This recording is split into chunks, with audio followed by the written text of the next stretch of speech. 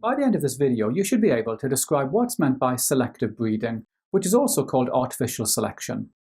You should then be able to explain the impact of selective breeding of food plants and domesticated animals. And finally, you should be able to describe the disadvantages of selective breeding. I'm showing you here a wolf. Wolves are wild animals which live in packs. Now, thousands of years ago, humans realized that wolves are actually very useful animals. For example, a wolf can alert you if a threat is approaching, or protect you against attack.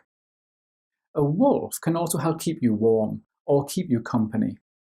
So humans took wolves, and by using the process of selective breeding over thousands of years, produced the dogs that we see today. Now, there are 4 examples of selective breeding that you need to be able to describe. Domestic dogs have been selectively bred to have a gentle nature. Food crops such as wheat have been selectively bred to be resistant to disease. Animals such as cows have been selectively bred to produce more meat or milk.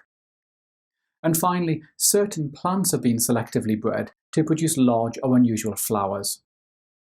In the exam, you could be asked to describe how selective breeding is carried out, so we're going to look at that now, and you need to learn these stages.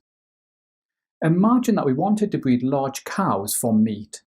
First, we take a mixed population of cows and select the largest male and female. We then breed these together. As we've seen, sexual reproduction produces variation in the offspring, so the offspring will be a mixture of larger animals and smaller animals. We select the largest male and female offspring and breed these together. And we continue doing this over many generations, until all the offspring are large. Now, there's one big problem with selective breeding.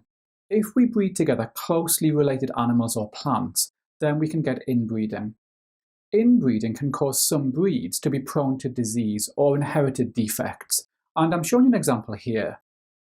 Dog breeds have been selectively bred for hundreds of generations, and many dog breeds develop inherited disorders, such as joint problems, heart disease, or epilepsy.